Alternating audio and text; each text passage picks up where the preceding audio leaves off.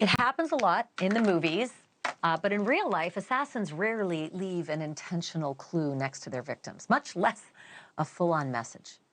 But the assassin who opened fire on the healthcare CEO in New York yesterday, he did just that.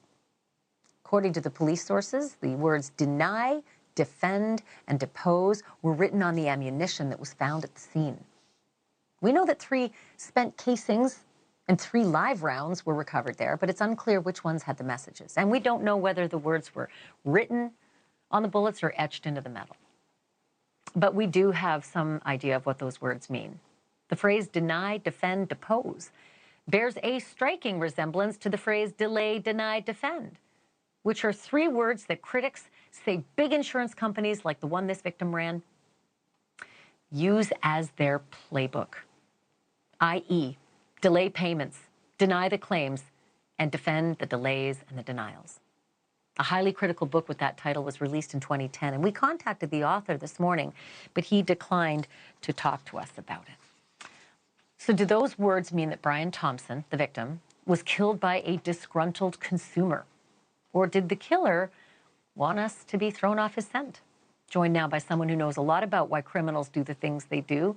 Robin Dreeke is a professional at this. He's a retired FBI special agent and chief of the Bureau's Counterintelligence Behavioral Analysis Program. Plus, he's a friend of the show. Robin, good to have you. Okay, so here's my question for you.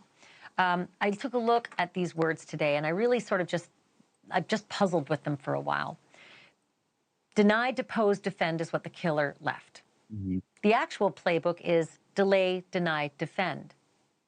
And I wondered if, since the insurance companies are technically trying to delay the payments, deny the claims, and defend those delays and denials, is this killer trying to say, you denied my claim, I deposed you, and now I'm defending what I'm doing by killing you?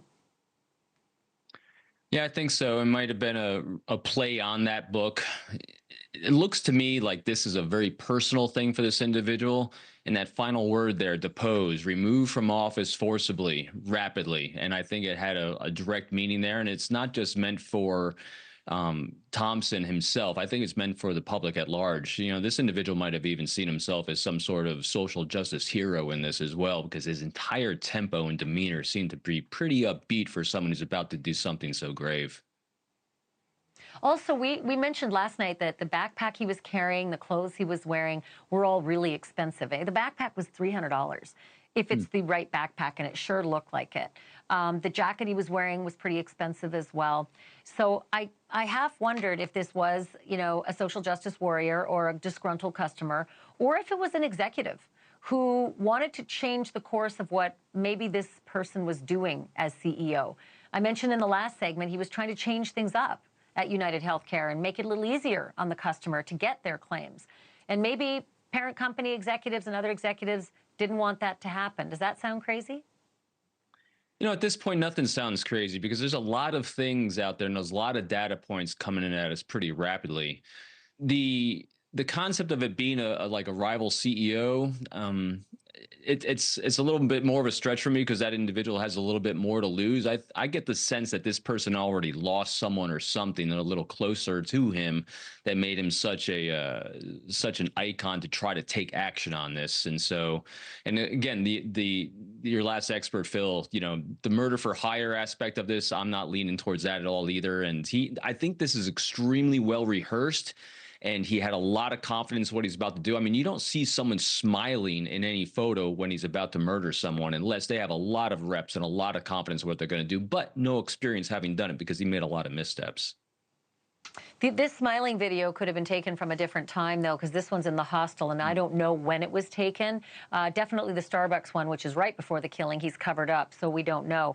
But I got a quick question on the red herring. I've only got 5 seconds left. Could it have been a red herring, the message on the bullets? Possibly, but I'm not thinking so. I think he wanted to really send a strong message.